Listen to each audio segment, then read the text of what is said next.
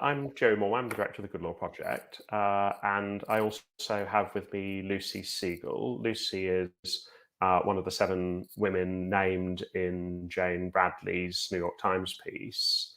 The plan this evening is Lucy and I will talk to one another for about 40 minutes or so, possibly a little less. And we'd like to leave lots of space for audience members to ask questions. And you can ask those questions by typing them into whichever social channel you're watching on.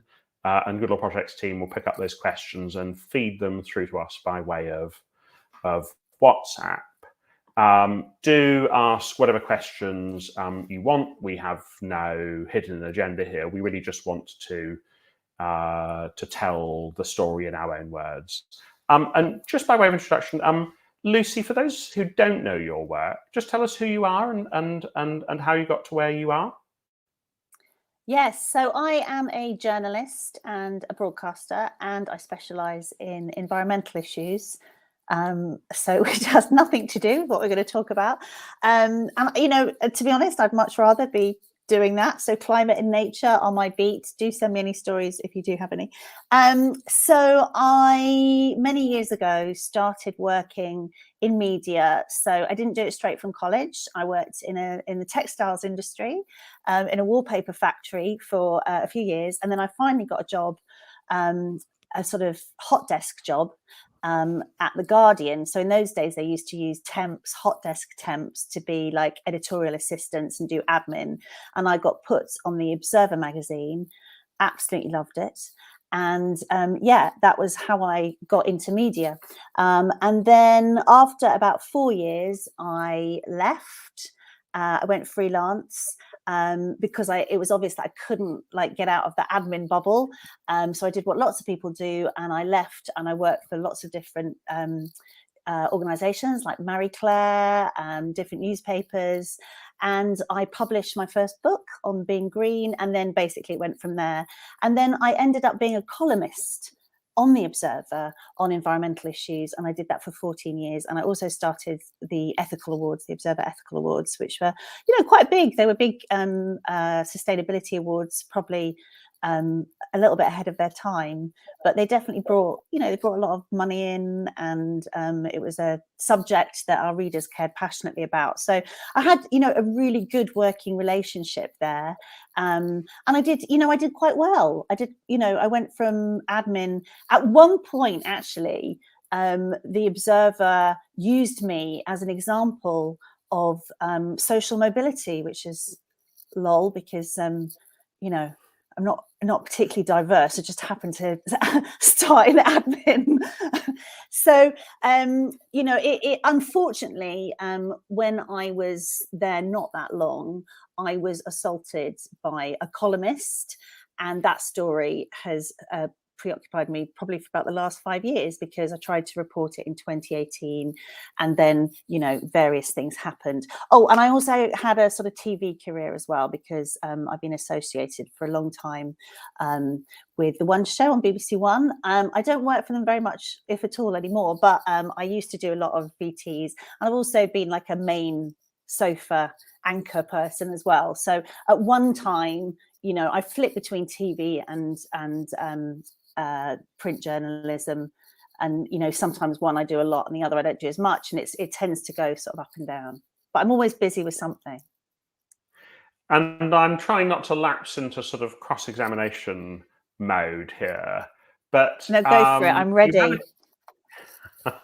You had a column at the Observer, and then something happened, didn't it, Ms. Siegle?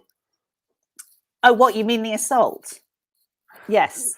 Well, that was before. That was before that. So what happened was that in 2018, I was really sort of empowered, if you like, by the Me Too conversation, but also a couple of things happened. So I was no longer sort of dependent on the Observer for my income, to be completely honest, because I was doing lots of other things. I was going to be stopping my column, and I was going to be just going completely freelance. And I decided that I needed to do something really, really important that had been weighing on my mind. I also had like weird things happening. Like I was of an age when some of my friends' kids were coming into the building to do work experience and stuff like that. And I had long been like carrying this, this thing that there was somebody there who I thought was a sexual predator. I mean, it sounds ridiculous. I thought was a sexual predator. I knew was a sexual predator, but because of what had happened to me. And I decided to trot along to the managing editor, and who I sort of knew, because I'd worked for them for, many years.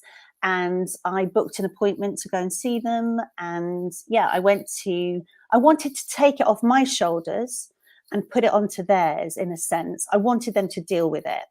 And I'd also heard from another colleague that another complaint, when we were talking about Me Too, they happened to mention, oh, there was a weird thing that came in. And I said, would you have taken it more seriously if you'd have known my experience? And they said, yes, they would have done.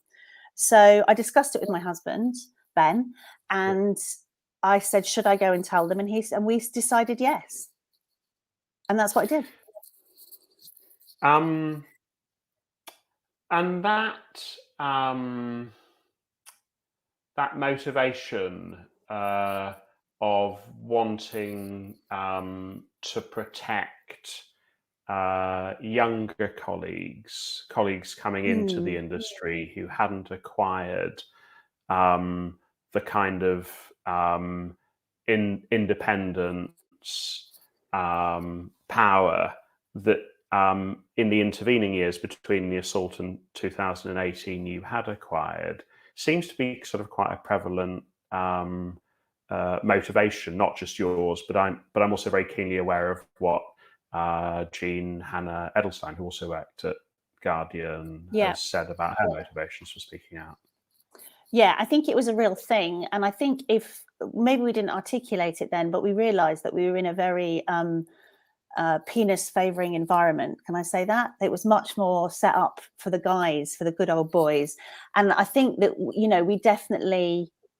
you definitely kind of knew that if you didn't articulate it.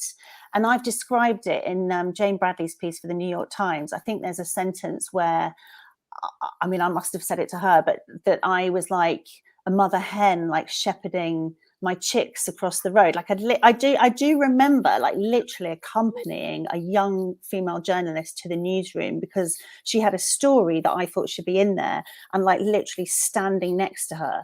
They must have thought I was crazy. But actually, some of my friends, particularly some of my younger colleagues, they've really picked up on that line, and they were like, yeah, this is you. This is peak you. So there was this sort of anxiety that sort of manifested itself. And even though, I'm completely honest, there was a lot of people that helped me and a lot of people that pushed me, to start writing in the first place when I was there, and a lot of people who looked out for me and gave me opportunities. I'd done quite well for myself, but yet I never shook that off, and there was a definite unease. And it wasn't really that I couldn't live day to day with what had happened to me. It wasn't that at all. It was definitely that I knew that it had to be dealt with. And that really just, maybe we'll come back to what happened in that meeting. I've just posted a thread on Twitter about it with some of the, people seem to find it quite shocking and how I was spoken to and how I was dealt with. But in 2021, when I saw your tweet, because we didn't know each other. I didn't know you. I knew a bit of you, obviously. I knew some of the great work that Good Law Project was doing, but I didn't know you. But there was that tension and that anxiety had really built in those intervening years. So even though after 2018, when my complaint sort of fell flat, I did not forget about it. And by that point, by 2021, I think just before you tweeted, there was a very live discussion after the terrible murder of Sarah Everard. And there was a sense that I'm quite well versed in sexual assault for a variety of reasons. I understand it. I understand the mechanics and the dynamics. I understand things like modus operandi. I understand some of the trauma effects. This is not from me, this is from lived experience, people I love, and also I have helped someone on a case before and stuff like that. So I was really thinking about how we needed to wise up about how assaults can seem trivial. They can be laughed off, especially in our culture where we, still have a sort of carry on dynamic. If I read one more thing about bottom patting and people being handsy, I'm really going to lose it, and it's like, not every assault is going to scale into a very, very serious assault, but some do. And I was really, really thinking about that, and I just couldn't really drop it. And then I saw your tweet. Yeah. Do you want to talk about that? Yeah. I think anyone who, if you're a woman, you're going to have in your sort of mental back pocket a list of the atrocities that men have done to you over the years, and if you're a man who has a healthy relationship with women, and most of us, not all of us do, but many of us do, then you're going to have heard lots of those stories, and you're going to have experienced secondhand, but nevertheless in a very moving way, exactly what those traumas look like and what they mean. There was somebody very, very important in my life who was raped as a teenager, and I've seen, and I knew her much, much later, and I knew how it had destroyed her life. I also know other women who have been raped and who have dealt with it so that it hasn't ruined their lives. But I'm very, very keenly aware of what a prevalent feature it is for all women to some degree, and how it doesn't really seem to be taken sufficiently seriously given the level of trauma and the number of women affected. So it's been something I've been interested in for a long, long time. I wrote in 2018 about how the criminal justice system was failing women. It was a piece that infuriated many of my colleagues at the bar. Michael Gove tweeted it out. It was a pretty decent piece. I think it's in the New Statesman. We'll be the judge of that. Well, yeah. Well, if you're interested, read it and find it. And I just started to hear quite a lot about this particular columnist, and I'm not mentioning him because by name because I'm worried about being sued. I've mentioned him by name lots and lots of times on social media. But it's not really, for me at least, I think perhaps unlike you, it's really about individual men. It's about institutions. I'm the same because that's what it had become. So by that point, I had actually had a flavour of institutional stonewalling, and plus that individual. Of course, it's not just that individual who's, assaulted me or given me cause for concern over the years, of course, because as you say, it's so ubiquitous. But yes, it was definitely that I knew that I was being blocked. And I'd started to hear a lot about Nick from young. I have a colleague at Good Law Project who knew well of his reputation, who had friends who had been assaulted by him. And it really began to grate with me that here he was in a progressive media establishment, notionally progressive media establishment. A progressive media establishment, I think. that wrote a lot about Me Too in other institutions and other organizations, who was talking constantly about the danger that he perceived trans women as posing to women, and yet was himself a danger to women. I was hearing that from a lot of friends, and I tweeted that in response to one of his columns, and then I saw your message, and that was when we first met. What did you think when you saw my message? Well, so your I message... basically, just in case somebody hasn't seen it, so I'm sure lots of people didn't see it. So I basically did a thread, like a short thread, where I said that Jo was absolutely right to have these misgivings. I can't remember, you expressed it really well in your tweet. I think you said something like, I'd like to know what women think, whether they're happy for him to represent their, their rights in this way. I read that column. The workplace champion that they would choose. Oh, okay, yes, I told you it was much more articulate.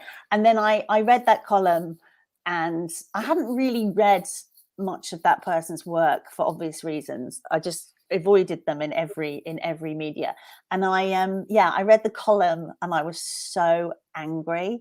But I was also angry because I thought the fact that you'd been moved to tweet about it suggested that I was right, that there was definitely, like, if other people are talking about it and someone's had the guts to say it, my God, how many more were there? And then I was like, this has got to be stopped. I failed before, I'm not going to fail again.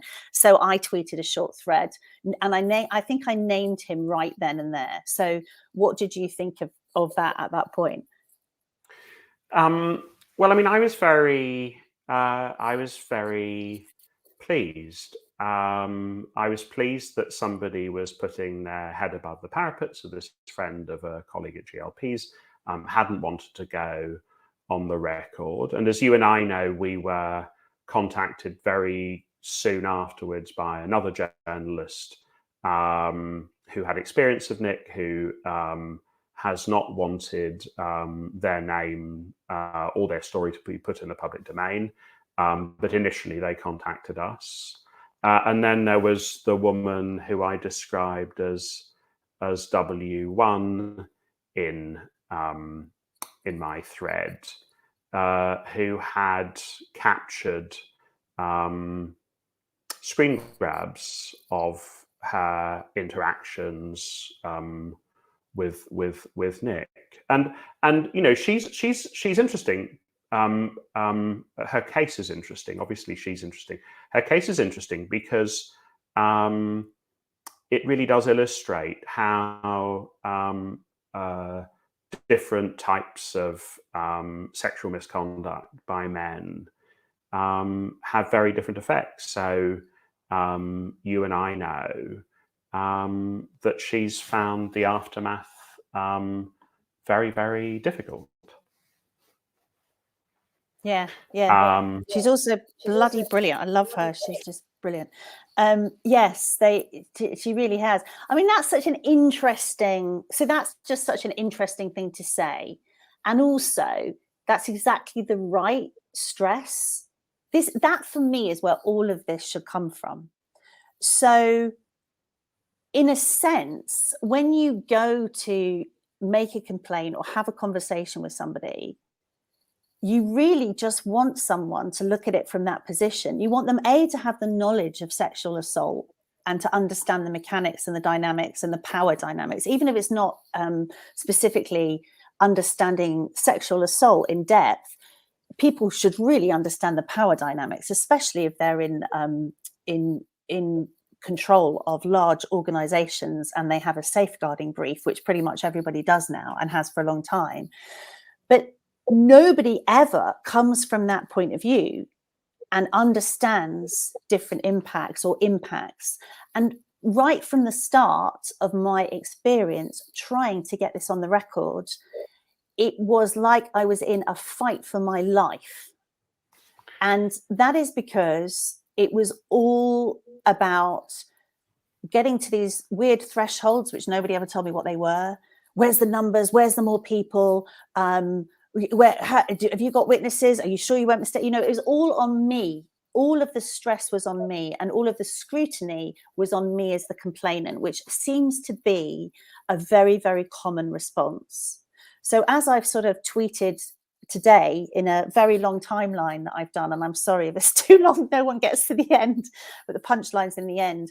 What we really have is an organisation like Guardian News and Media, and it's not unique to them, I'm sure, doing kind of really good work on reporting front in other industries and employing these really progressive lens that we're looking now at sexual assault. So, for example, there's no such thing as blaming the victim. There is no perfect victim. E. Jean Carroll says we retire that. That's gone. That's gone. It should never have happened, and it's gone. And then, you know, look at some of the stories they've done around the CBI. It's all about, you know, the CBI pushed back against their journalism at one point, and they said, we stand by our journalism and we stand by these very brave women who are shouldering the risk. So editorially, they're pushing all the right buttons, saying all the right things. And then the executive, I have to say from my own experience, was the complete opposite. It was like something out of the ark. You know, it was a complete failure, an institutional failure to hear me, respond appropriately.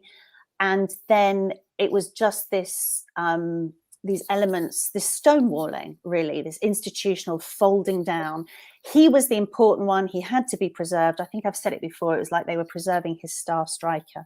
And another thing, sorry, I really get on one. Sorry, Joe. No. Is one of the things that occurred to me today. So I was reading a really good piece in Novara Media by Moya Lothian McLean, and I love that piece. It's so like on point for me. And anyway, she briefly, but she corrected it immediately. She referred to Nick Cohen as an Orwell Prize winner. And I thought, is he? I don't think he was. And I looked and I saw actually he'd been shortlisted. Obviously a great achievement. But then I remembered that I myself was longlisted in 2011. Now, you know, to paraphrase Jane Austen and Elizabeth Bennet, you know, so far that makes us equals or almost equals, you know, and in quite a lot of respects, there is a sort of equivalence. So I was a columnist, he was a columnist. But when I went to put my case forward and to put a complaint on the record with the managing editor, I was treated as if I was talking about a god. Not as if I also had 14 years of being trusted. I was that brand's ethical editor. So if I was such a dodgy weirdo who goes around making up allegations and, you know, whatever, why did they entrust me with that position? You know, that's quite a big position. I was also kind of trained to call out this type of shit. I mean, if we're looking at it, you know. So anyway, none of it really adds up. And it's just this disparity between what is being done editorially and being seen to push the agenda. And there's some great reporters, and I don't want to demean anything they do, because I think that CBI investigation. They're in a very difficult position, brilliant. Aren't they, now? Because they're in a difficult position, yes. Yeah. And also, what about editors who are having stories come in and having to turn them down, because that moves us on to the other, or the framing of the New York Times piece, which, you know, is essentially about the FT canning this story. So I wanted to ask you about that piece in particular. Was there anything in that piece that surprised you or shocked you at this stage?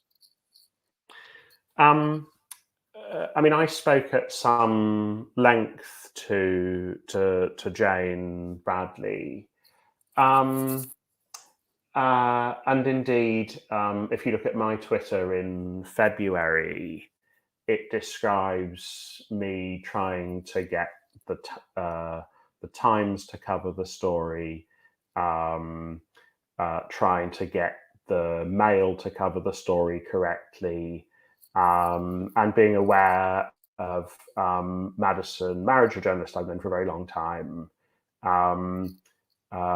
being asked to write a piece, working quite closely with her on that piece by the FT, and then the piece getting canned. And every time I ask the women who I've been speaking to about this stuff, with whom I hope I have a relationship of trust, to speak to a journalist,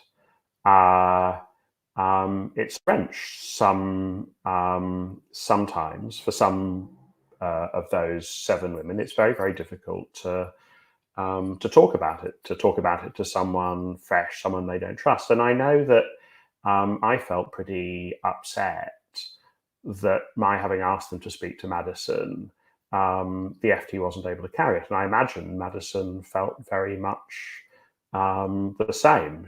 She's a journalist with a sort of long history of doing hard-hitting exposés of this sort of stuff. I think she did write the President's Club story, which I think is the most viewed FT story of all time.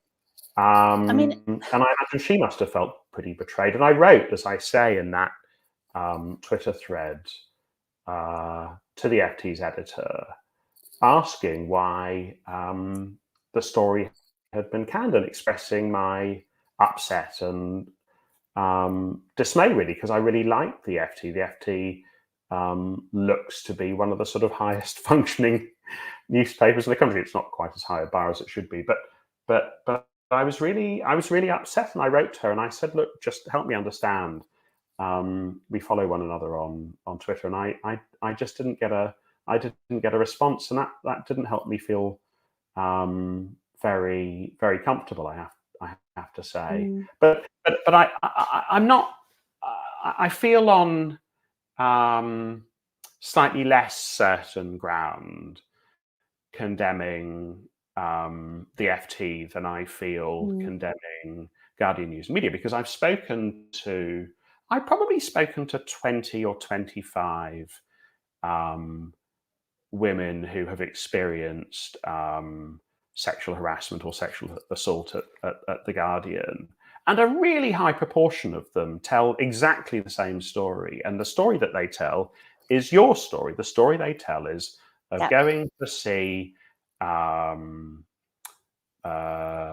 Guardian, trying to have their complaints taken seriously, having those complaints blocked, barriers to pursuing those complaints erected, Guardian management being very keen to impress upon them that it will be a difficult and unrewarding process for them. So a number of them were told, you won't even be told the outcome of the complaint. And so inevitably they don't pursue, they end up saying, well, what's the point? I'm also very keenly aware that of the women who have spoken out, many of them have had impaired career trajectories in consequence of speaking out.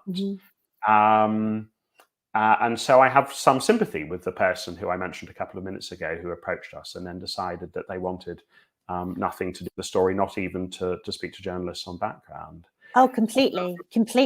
I have no... I think like anybody who has come forward or even sent a very coded message is an absolute hero, because honestly, it's all very well for me to, I don't know, in a sort of slightly kamikaze way from the start, I named him, and I sort of had faith that I would somehow be all right. I think I probably said to you before, Jo, if I go to prison, will they come out and say, well, it would support me? And I couldn't have done any of it had I not met you, because you have had my back the entire time. And the only reason that I was able to retrofit a little bit of spread the risk a bit is because I knew that you were supporting me. And other than that, it would have been 100% impossible. Like nobody would have supported me. In fact, I've had messages from people in the legal profession is telling me, stop what you're doing, don't do it, it's not possible. People have said to me, it's not possible. You know, the status quo merchants are everywhere. I don't mean like they like the band Status Quo. I mean, they're invested in the status quo because it works for them and their friends. And I think that's what you're particularly good. And if I may say, your new book goes into in quite a lot of detail and really like exposes that. There's also this whole kind of troupe of normally guys who, I can't remember how you've described them before, but they don't sacrifice anything. So they make quite a lot of right noises, and they'll go to a certain point, but they don't actually like sacrifice anything.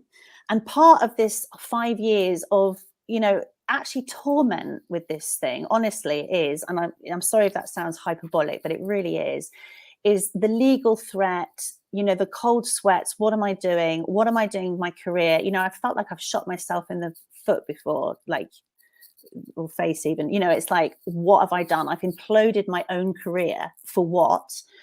And and then you just kind of start to notice it's a bit like, and another reason why I felt like I could see the mechanics a bit was because of the climate crisis, and because I deal with climate deniers all the time. I'm used to stonewalling, I'm used to being fobbed off, and I'm used to people asserting that I'm a lunatic. So it's fine, it's all fine. But there is one other thing that I wanted to just go back and say, just speaking to what you said about the FT. What there is appetite for in the British media, or there was at least until Tuesday when that piece came out, and maybe also connected to ITV and This Morning and that whole crisis, was there was appetite for cancel stories. So there were outlets, and I think you'll agree with this, Jo, who were queuing up for the chance to say that we had, you know, that we'd done a real disservice to this amazing man who'd been misunderstood, and that everything was actually fine. And what they do is they wait and see. So one of the things that I did quite early on was the Telegraph produced a piece where they essentially said that in the wake of the columnist being suspended, how did they phrase it? They said it was because of trans rights. They literally said that he'd been suspended because of ongoing trans rights row, where Jo was at the center, and you know, it was also like some crazy manipulation because he is a gender critical hero of women or whatever. So I actually really took exception to that piece, not least because it framed a whole group of people who had nothing to do with it, which I felt was incredibly unfair, but also because we weren't even in the story. It was like we were just erased. I think there was like one line about me at the end, which was, you know, a sort of inconvenient truth. And I reported that story to Ipso, which is the toothless the press complaints kind of people. And it was a disaster. So that took 5 months for various reasons. And their complaints procedure led to what they basically do as part of their mediation, is just give the Telegraph's main lawyer my address, who then just gave me a massive bollocking. And, you know, it felt almost like that 2018 when I'd gone to report the thing. And at that point, I really lost hope. But that was picked up by some trade media, and it was used as a little signal that he was actually going to be exonerated.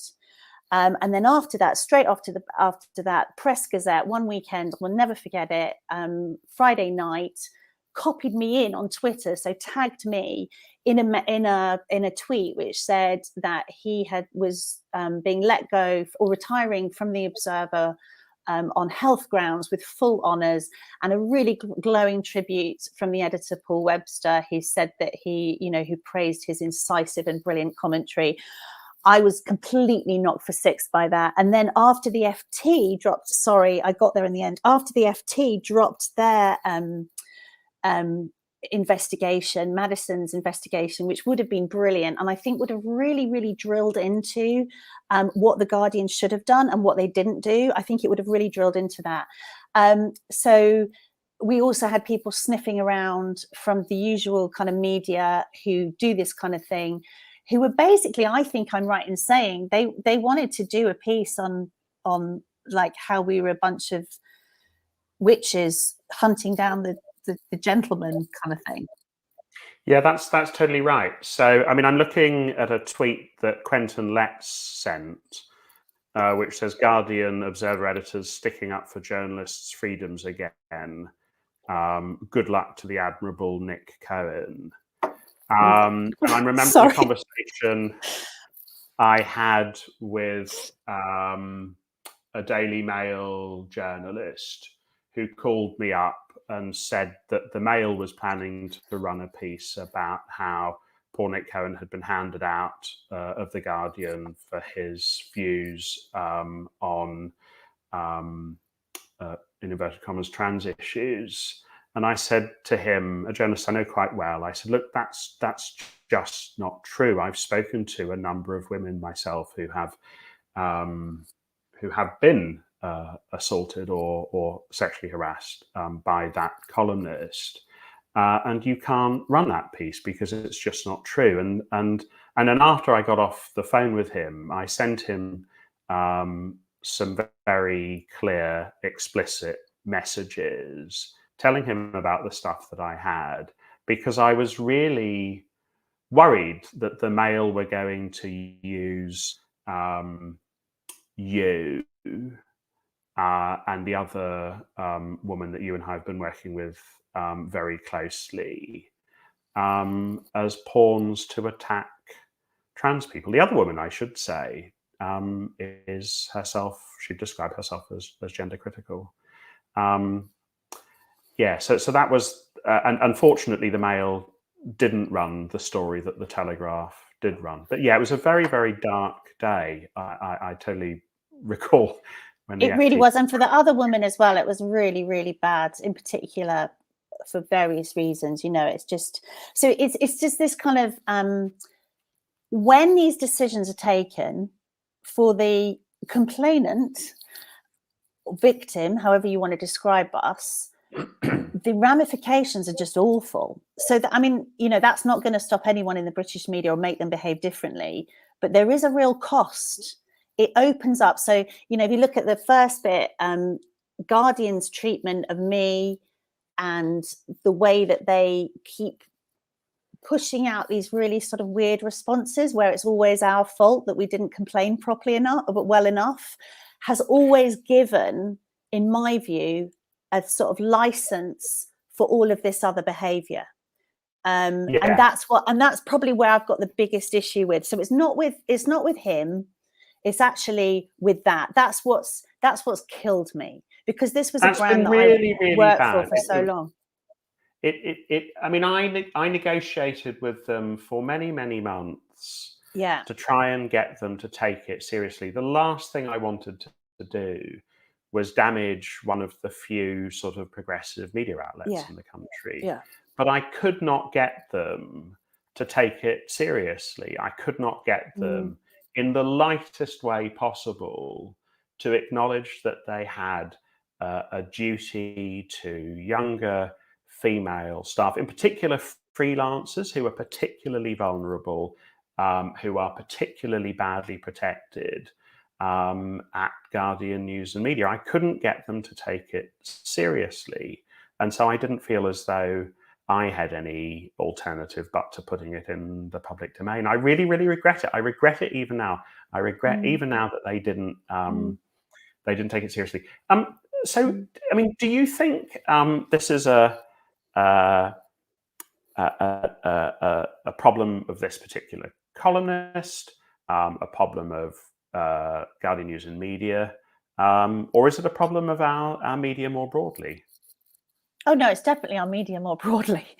I mean, I'm hearing, you know, and I've worked in lots of different other places and stuff like that. So you know when things are not right, and it's just like the omerta exists everywhere, and the stresses and strains, the coded warnings are absolutely everywhere, about behaviors, about protecting yourself.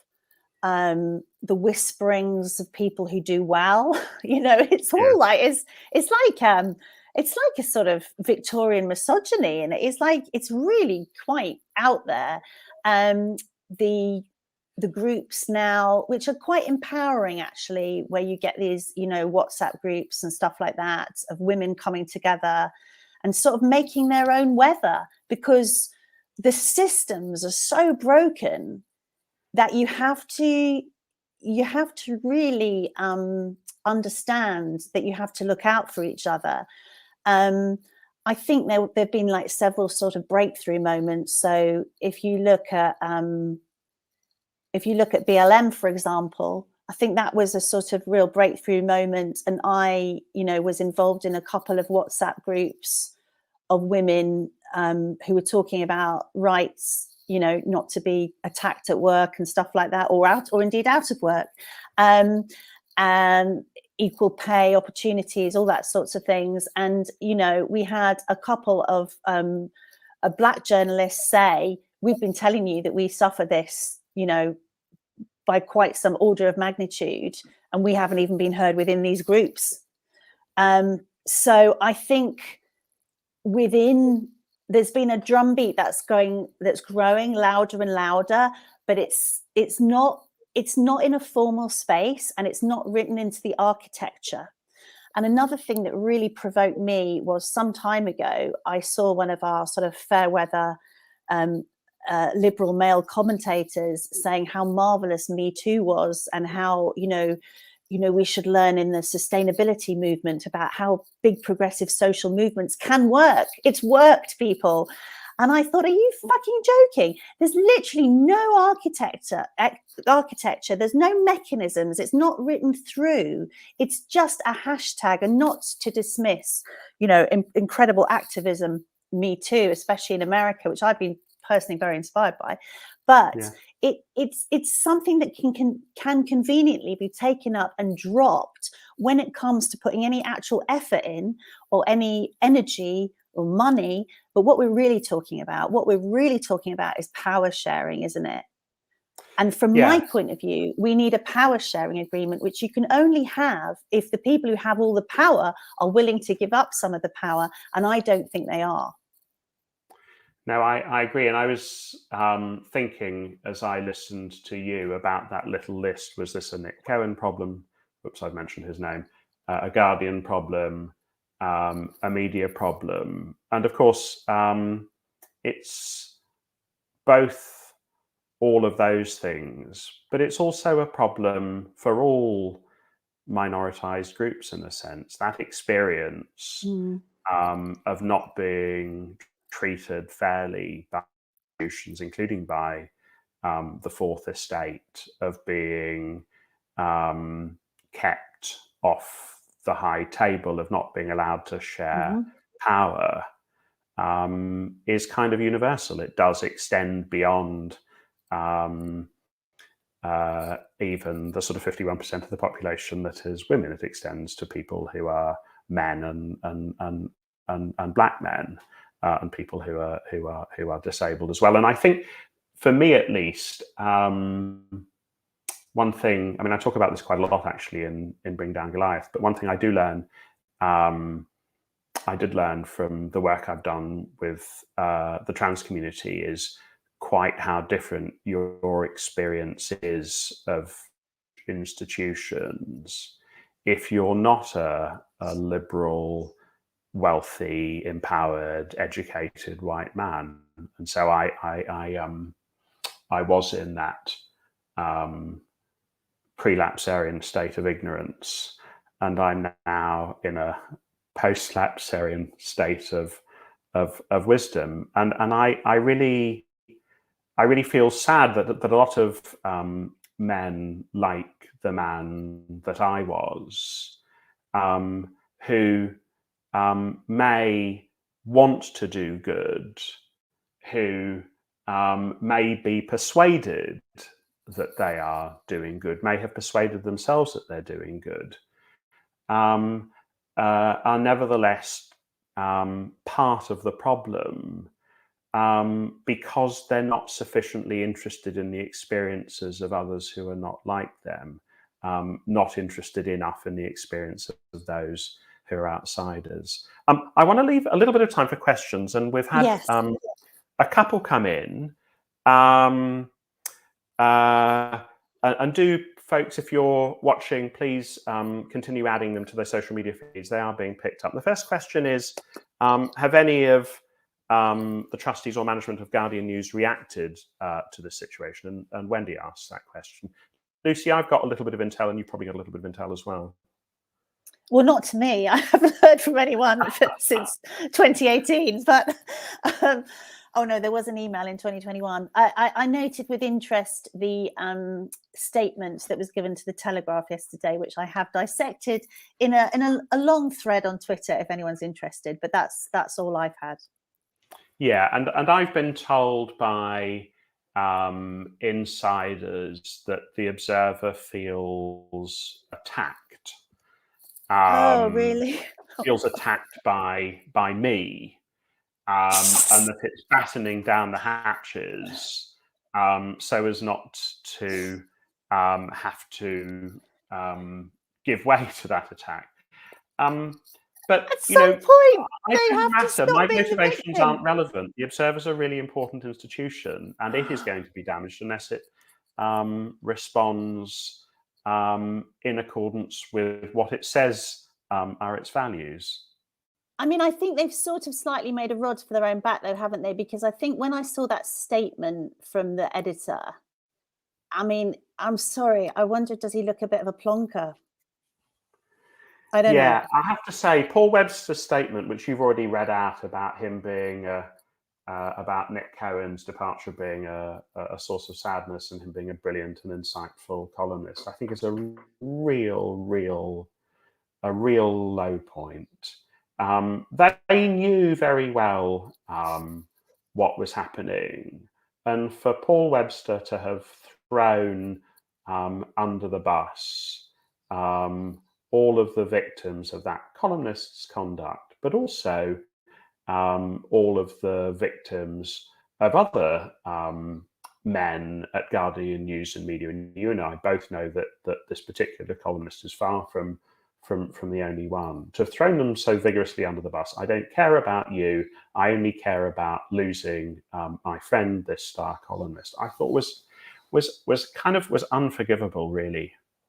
It's really extraordinary as well, because now we know, which is super weird. I never expected, like I didn't see this coming, but the New York Times piece has a quote or a bit from Ian Hislop, the editor of Private Eye, he's the one that I learned from, that there was a large, what did he say? Like a big bag of cash or something. It's quite like Private Eye language. And there was some sort of secrecy clause.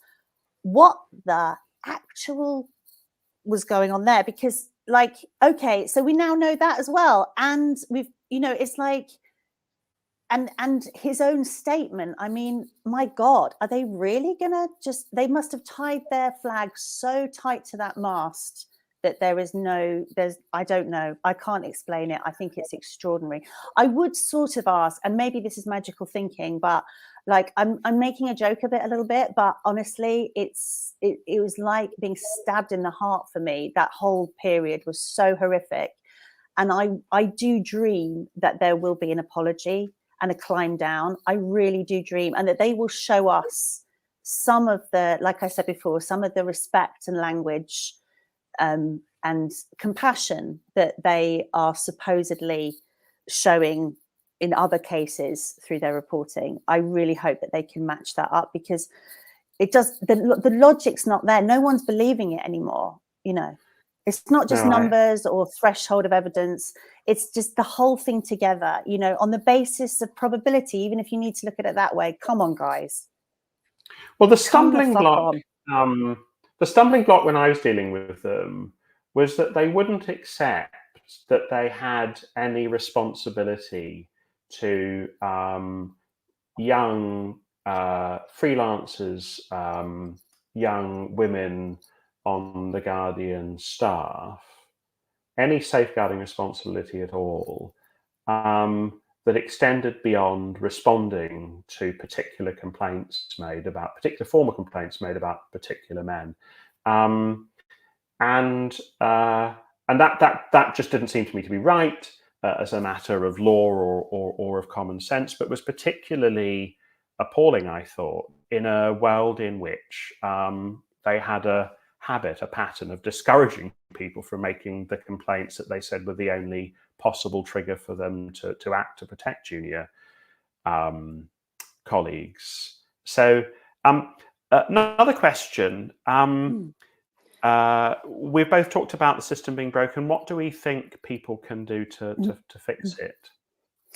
What are your thoughts on that? Yes. Well, I mean, to be honest, I've been so sort of mired in this whole thing that I haven't given this enough thought, and I'm only now starting to think, yes, we've had a lot of coverage. This has had a great airing, this story, but it's not. That's nothing. Like it's just everybody could just go on tomorrow. So how do we build on it? And I think Sarah Woolley was tweeting today really brilliantly, as she often does, and she was talking about things like, we know that there are a lot of women in media in the UK who are subject to NDAs, for example, because their complaints of harassment and abuse and bullying as well have been hushed up. And anyway, all sorts of mechanisms have been deployed. So I think she was saying that there were some examples in the US where NDAs have been banned in different organizations. So I think mechanisms like that are really smart and really important. But I don't know what you think about that, or what other opportunities, what other remedies there are, which are something that could be done fairly easily. Yeah, we're not very easily, interested in that, because there's a really big problem at ITN that has been largely covered up with NDAs. And I've been exploring with lawyers whether there's any way to break those NDAs and try and blow that story open. You know, we are very lucky in a way, Good Law Project, lucky or at least advantaged. I suppose we've constructed the organisation very deliberately in this way, where we're not beholden to any news media outlets. We have the financial ability to defend ourselves. I'm in my 50s. I don't really need to care what newspaper editors or newspapers say about me. And so that combination means that we're in quite a good position to tell these stories in a way that shields those whose stories they are from repercussions. Of course, the first time I tweeted, Lucy, about your case, I described you as W2 and W1 as the other woman that we've referred to several times in this interview. I mean, NDAs are very problematic in all sorts of ways. The Solicitors Regulatory Authority is looking at them. NDAs can be broken under cover of parliamentary privilege. So I know that some MPs are speaking to victims of sexual assault or sexual harassment about telling their stories in Parliament. And ditto, litigation can be used as a way to break NDAs, because evidence that's given in litigation benefits from privilege, and the person who gives that evidence can't be sued. So we're very, very interested in that. This isn't, for me, a Guardian story alone. Although, you know, I'm really struck by the fact that I spoke to a journalist who had moved from the Times to the Guardian, and before she moved, she was told by colleagues, beware, the environment at the Guardian is very toxic. And she said, screw that. I've lived on the newsroom at the Times, news for all the Times for a while, and I'm pretty sure I can deal with the Guardian. She said, actually, it was much, much worse. And only yesterday, I spoke to a journalist who'd moved from the Guardian to the Financial Times and said how much better the Financial Times was. I think the Guardian has got a particular problem. Do you think that that's going to translate into a pipeline talent problem at some point? Because I wonder, like, how you know, I'm just thinking of one of the women in the New York Times piece connected to our story. Like, she was from a marginalized background. She'd been affected by homelessness. She had this kind of like real talent for writing, real talent for journalism. I think she might have won an award or something before she went there. She suffered a particularly nasty encounter with Nick Cohen, and she didn't pursue journalism. I mean, not like that doesn't surprise me. And you think, wow, you know, like these are the sort of people that brands like The Guardian would say that they are trying to attract. And yet, you know, look at that, look at what happened. And I just think, I also know of younger people who've come in, you know, like work experience or whatever, and they just haven't liked the vibe, you know, and they've got other offers. One of them, for example, very, very talented person who went into your profession, Jo. So it's like, you know, people do have other opportunities. And if journalism's just seen as like a sad sack misogynist fest, I'm not like convinced that loads of super bright, diverse talents are really going to want to be in it. Yeah, I think that's right. And you know, one of the things I'm really proud of Goodwill Project having done recently is supporting Nina Creswell, who named the man who sexually assaulted her. He sued her for defamation. We supported her defence, and we supported it in good part to try and establish a sort of general defence of public interest if you name the person who sexually assaulted you, and that public interest defence has been named. The sort of flip side of that case is a case where you try and get the police to act on a sexual assault, the police won't act, and you sue in the civil courts the man who assaulted you. So we're interested in taking one of those cases forward, and if the woman Lucy that you're describing to me falls into that category, we'd be very interested to talk to her. Another question, we've probably got time for one or two last questions. I occasionally read The Guardian, makes me less likely to believe the veracity of their Me Too stories. Do The Guardian really care, or is it fair weather? Asks John. What do you think about that? It's a very interesting question. I mean, basically, one of my motivations for going to speak to the managing editor in the first place in 2018 was because I was also worried that we wouldn't be able to report with like veracity and, you know, deep understanding on Me Too if we had these problems in our own house. And it was obvious that Me Too stories were going to become very important. In a way, that was one of my big motivations, but maybe I've been slightly proved wrong because they don't seem to be worried by hypocrisy or charges of hypocrisy, and they have reported like really well, I think, on some of those stories.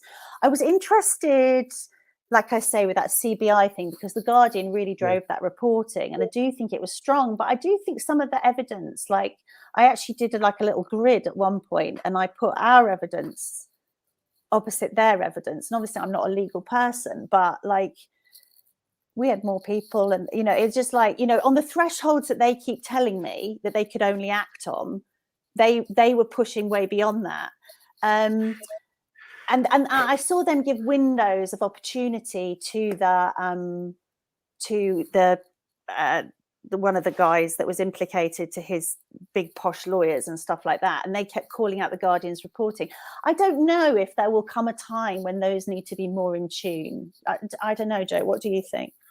Yeah, well, I mean, I think we both feel really bad for writers at The Guardian who don't associate with the stance that's taken by Guardian management of discouraging complaints and not being adequately interested on the impact of that sexual misconduct on in particular young women and freelancers, and who are trying to do really, really important work, writing really, really important Me Too stories in ways that you've talked about, and I can think of other examples as well, and find their reporting kind of undermined and feel to themselves, well, am I being a hypocrite publishing Me Too stories whilst writing at The Guardian? I have real sympathy for them.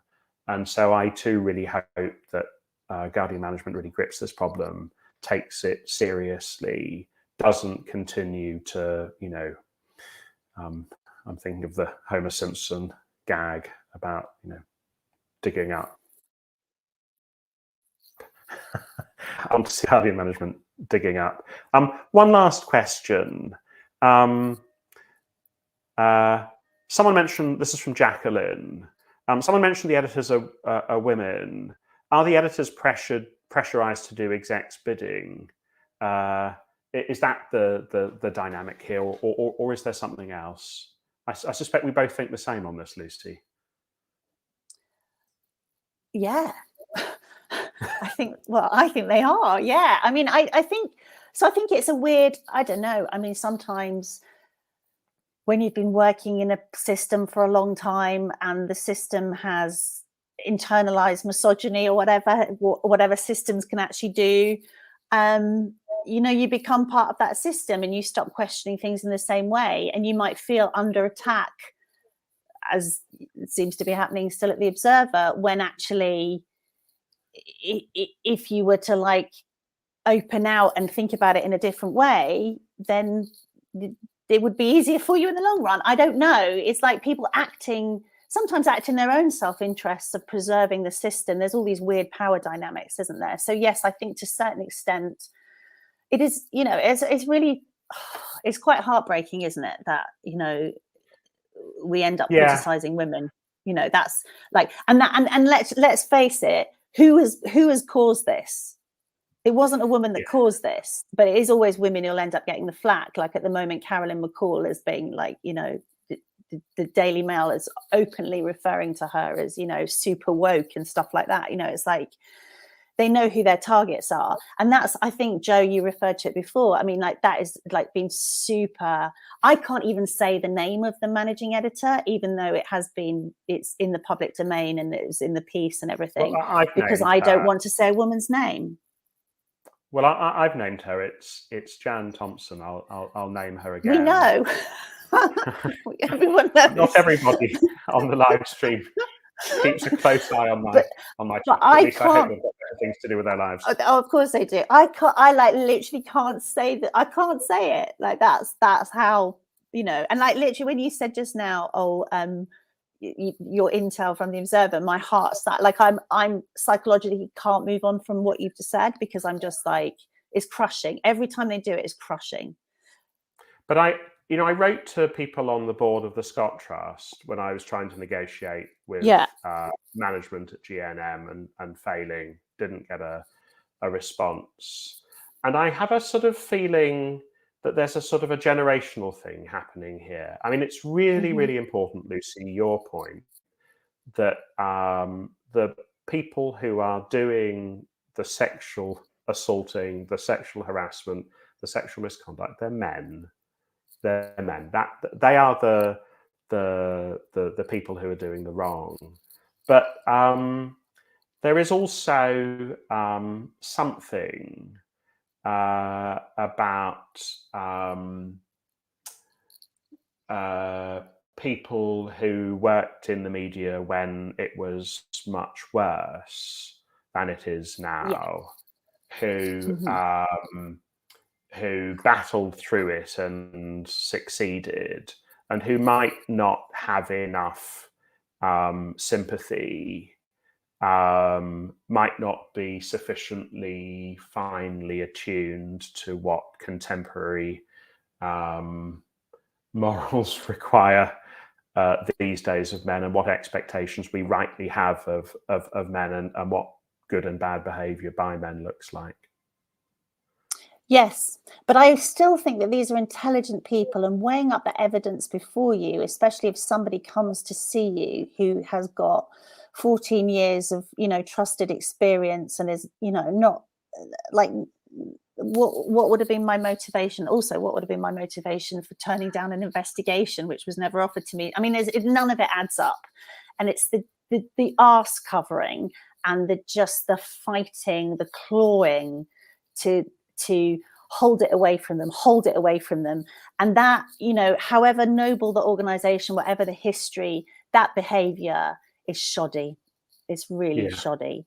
And, you know, that is probably the most distressing behavior out of all of this. So having said the fault lies with the perpetrator at the beginning, in terms of the personal effect it's had on me, I think that's had a greater effect. But that's me.